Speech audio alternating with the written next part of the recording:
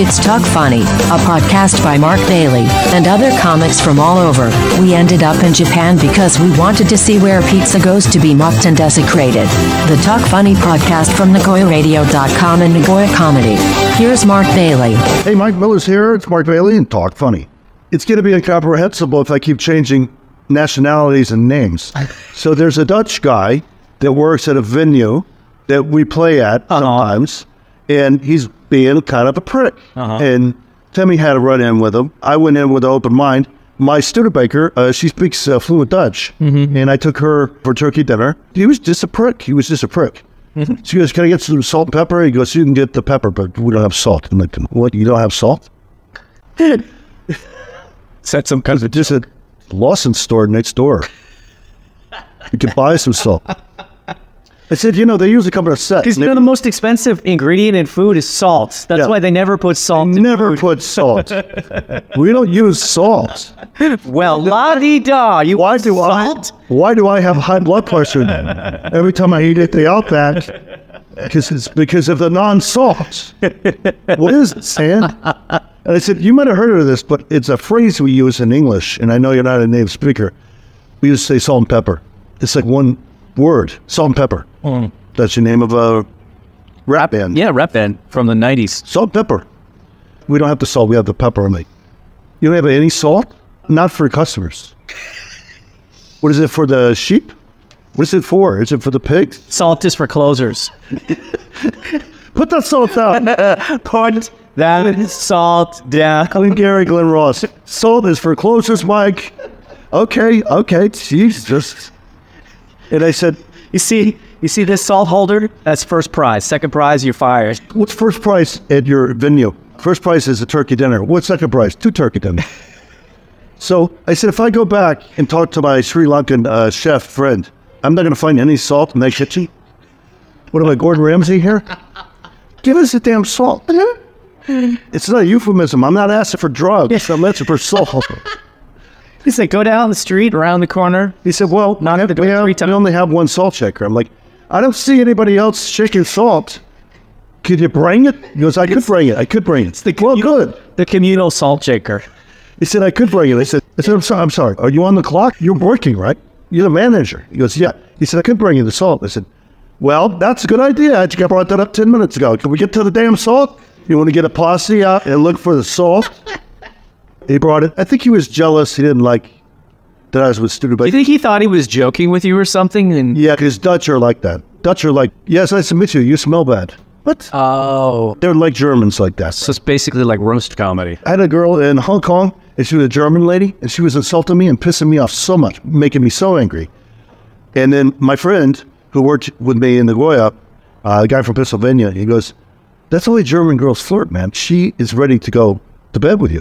But she's rude and she's mean. He goes, this is Germans.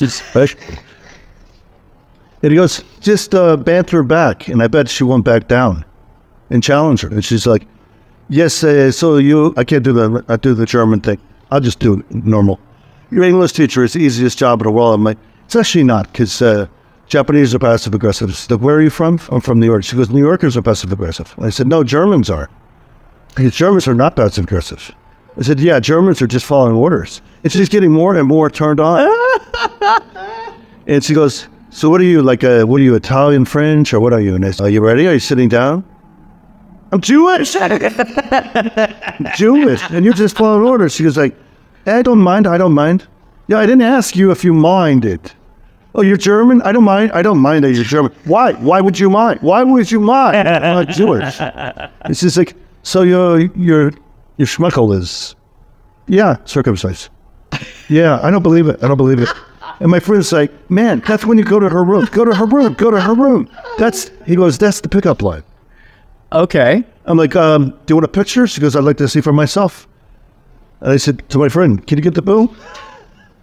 And we go up, and that's how she flirts. Just insulting you constantly. Wow. So that's maybe the Dutch guy. Is that kind of a preview of marriage? Yeah. Well, being married to a German woman. But you know what? Or do they become nice after they marry? She got me on the train. Maybe they switch. But she always got me on the train on time. Okay. Because I was Jewish. And a lot of dogs. All German shepherds. Yeah, so I think this guy, he's Dutch. And he's trying to be funny. So he came up to me at Thanksgiving and said, we'd like you guys to come back. I've heard that you've played here before. And I said, okay. We exchanged line and we exchanged messenger and email. And then I picked a date. How about the 6th? Never heard from him. He goes, I missed your message. I didn't get any message. What date do you prefer? How about the 6th? Another week. I'm not able to get a messages from you. So I called him at the shop. Did you get messages from me? Yeah, I got 2 messages about the 6th. And? Like, you can't do it or what? I said, fine, it's fine. You know, we're playing somewhere on the 6th. Could be at your place. Could be somewhere Could else. be the train station. Yeah. We don't know. Could be the Koban. You Could never be know. anywhere. So, the 6th, that's a Saturday. That's correct. So, we're pretty busy on Saturday. I said, we are too. We could actually play anywhere on Saturday. So, I'd like to... I said, if it's a problem, forget about it. You know, you asked me. I didn't ask you. You asked me. I'm the Studebaker. You asked me. Remember? He goes, yeah, I remember. We asked you. We'd like you to do it on a Sunday. And I said, well, we'd like to do it on a Saturday. Mm-hmm. Well, you know, Sunday is better. I said, I've been there on Sunday. There's nobody there. And I said, Saturday, back room. He goes, well, I don't know. And I said, listen, forget about it. He goes, well, can I call you back? And I said, no, I think we'll just forget about it. And he goes, okay, hang on. And I said, no, let's just forget about it. I'm not going to hang on. And he goes, okay, we'll do it. I'm like, okay. Jesus. I mean, the manager before him was a nice Brazilian girl. Mm-hmm. We were very friendly. Copacetic. She was great. And I've had 5 managers in, I guess, 5 years that we have to deal with. So I just called up the owner and said, I need to sit down. I don't like this. I don't like this guy's attitude. So this the Dutch guy, he goes, okay, yes, okay, you'll have it your way. We will, okay, we will do it the 6th, okay, as you want. Are you happy now? I said, I guess so. So I hung up, and I called him back a minute later. I said, you know what? I actually don't like your attitude. You asked us. And I got my jacket on, like I got now, right? Yeah. You asked us. We're both wearing leather jackets. We're like my a leather street gang. Yes, my leather jacket. You and us go back there together. Yeah. 2 leather jackets. That's You asked us. He goes, yes, we asked. I said, he goes, but I agreed. And I said, you agreed, but you're like jerking me off over here. You're wasting my time. You're breaking my balls over here. What the heck? And he goes, it's probably a language problem. I'm like, yes or no? You know those words, right? And it's easy. It's easy. So he goes, well, I'm really sorry you feel that way. And I said, I'm not going to confirm until I'm going to just go talk to your boss. So I came in and talked to Kyle. And he goes, yeah, I had some ideas how we can collaborate. He said, okay. He goes, my idea is that you only play here. Okay. I don't see any cash. Do we have a residency? Do we have a rent arrangement? Do we have a room? Like a room we can stay? It's kind of a homeless residency. Think of it that way. And I said, so there's quid pro quo. Where's the quo? There is no quo. Nessun dorma, which I sing in my class. Nessun dorma. Nobody says. So where's the quo? I mean, okay, that's good for you because he doesn't like when we play other venues. I said, we play other venues because sometimes I have to talk to a new manager every year. And sometimes I get some prick on the phone who's like, well, we're kind of busy, you know. It's like, you're a restaurant, man. I'm bringing new customers in. Yeah. At least we're going to show up. Even whether or not anyone else shows up, we're showing up. Yeah. I like to have a few drinks. Yeah. And so, you know. And he said, you could do more shows here. And I said, but, you know, why? So I can deal with the Dutch guy all the time? Yeah. You know, I got a bad taste in my mouth. And, to his credit, Kyle bought me a bunch of drinks. He did have a Russian accent. No, he's been nice to me, so I'm not going to badmouth him. He was really good to me. He's an interesting guy. We've never had like a 5-person show. Yeah. We usually fill up. Mooters, we usually fill up. Yeah, Mooters is a good place, but that's the room where we perform in. It depends on the night, but the main room can be pretty noisy, so we really have to amp up to make sure people can hear us. But people like the food there, and so we generally have a pretty good crowd. And it's a convenient location for everybody. It's easy to find. Last show, we would have all gotten paid about 6,000 yen a piece, but we ate into it with all the menu. Pretty much, it's a value. What would you say? Like it's a revenue neutral situation. Yeah, so it's better that they don't control how much they pay us because we have the door. And And that's the other thing with the guy with the Dutch accent. He goes, well, we'll do the door. I said, no, we always do the door. And he goes, well, this time we'll do the door. And I said, well, if there is a next time, we're doing the door. He goes, no, but this time. I said, if there's a this time, we're doing the door. Do you understand? Do you understand me?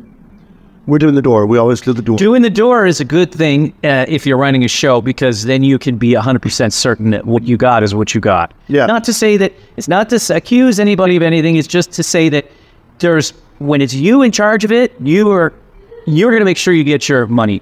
When it's another person in charge of it, maybe they get distracted. Maybe there's something. Maybe they're giving change to someone. Yeah. And next thing you know, it's April cash. No, but we got the cash, so right. We don't owe you anything. Right. And you're welcome. We sold a lot of food, and I plugged it on as MC. And Mark always plugs it. He always gets stuff and says food, and food is good. Food is good. Be sure to order, like we always take it. Well, we need to take more. I think more breaks now. I think we can take more breaks, but before you never like to have a break. People go smoking and they don't come back. And that was some of those people work for us. Some of those people are magicians. But that was because that particular venue that we play at normally, you can only smoke downstairs. You can't smoke upstairs where we have our show. I don't think they can smoke in that room though. But at Looters, you can't smoke in that room. Is it not smoking? Yeah. Oh, really? I didn't. Oh, that's right, because they have that sidebar for smoking. Yeah. Okay, with the door. Yeah. They have the room. Yeah. Which is rare in Japan, because 90% of izakayas and bars you can smoke in Japan. So if you're a heavy smoker, this is you've come to Mecca. What's the Western bar? Never want to leave. But the izakayas, I think you can still smoke. Oh God, yeah. I was at an izakaya the other night, and I just came home smelling like an ashtray. I don't smoke. My first pickup line when I first came to Japan, I go up to a girl and go, "Who's your daddy?" And she'll say like, "Kenji Sato." Correct. I said, "Your dad smokes." How'd you know that? Because he's Asian. He's in Asia. Of course he smokes. Now, not so much. Not so much. But in the 90s, everybody. And in China, a lot of people smoke now still, I think. China and I think Vietnam, Southeast Asia, a lot of people smoke. My friend told me, the same friend that told me about the German girl, he said, traveler's checks and stuff, it's a pain in the neck to get them cashed in China. Bring Marlboros. Right. I think you have a 2-carton allotment or something you could bring in for customs. Bring that. And you can sell a carton of Marlboros for 3,000 or 4,000 yen. Like wow. 30, 40, 50 bucks. This sounds like a prison economy. Yeah. How much is M&M's? Well, you got to toss my salad first. And then the M&M's are... But yeah, so I took a carton. I didn't know what it was worth. I took a carton and I had it in my bag, and I ordered all these old Chinese guys. They're like, "Bijo buhao?" No, bijo hao. Yeah, beer's good. They order all this beer. Wow. All this beer. I'm like, that's all you need to know of Chinese. Bijo hao. Is it hao or bijo hao? Hao. Bijo hao. Bijo hao. Which we got a lot, and I'm like, I don't have much cash on me. I haven't converted the yen. I don't want to give them yen. And they're like, okay, so each person, they give me the check, and it's in yuan, of course. And it's on renminbi, not in yuan. Foreigners have to pay renminbi. And it looked like a lot. I think it was probably about 270 bucks, something like that. You must have drank a lot. Well, it's a bunch of guys, and they said, no, they're all giving me cash, so they give me cash. This was in the 90s? Yeah, everything must have been dirt cheap at China back then. They're all giving me cash. I got a guitar for $18. Yeah. Still works. Wow. This is beautiful. Anyway, so they give me all this money. And they said, you pay. That the renminbi is going to be... Did they say you pay or you pay now? They say, good deal for you. Had to bring a stereotype. Special deal for you. Special deal for you. They said, we give you the cash, and then you pay, right? So I took the cash, and then I said, it's like maybe a coupon, and I pulled out a Marlboro carton. And the lady almost orgasmed. Wow. He was that excited. And she goes, she's like, she didn't say in Japanese, but she said, all of it? I said, yeah. How much?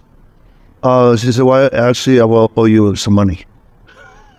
Jeez. So I gave it to her, and I said, no, it's fine. You don't owe me money. I still have the cash from the guys. I already made money on the deal. And she goes, no. And she asked her father, and her father came in and said, you're going to leave all of it? I said, should I leave half? She goes, we want all. Okay, so what's the deal? Okay, So your bill is clear? Is it I have to pay to it? No, we pay you $200 and you leave the carton. How much are you guys selling a pack for? A lot. But that wasn't the reason you went to China. No, I went to China to meet German girls that insult me. Oh. No, I went to China to renew my visa.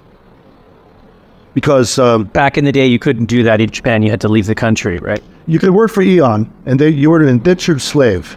And at the end of your year, they would give you a letter where you could go to another school. And I'm not sure, maybe it was all BS, but that's what they told us. Everybody believed that. Or you could leave the country and renew your visa and then get hired by a school, start over. And so everybody told me, go to Hong Kong, go to Macau, go to Taipei, go to Beijing, come back, it's better. You don't need the letter. But if you don't leave, your visa is dead. And it's hard, when your visa is expiring in 2 days, it's hard to get a job. So you go back and then you come. And it was in Beijing, and they had a sinkhole next to the hotel. Greg is the guy.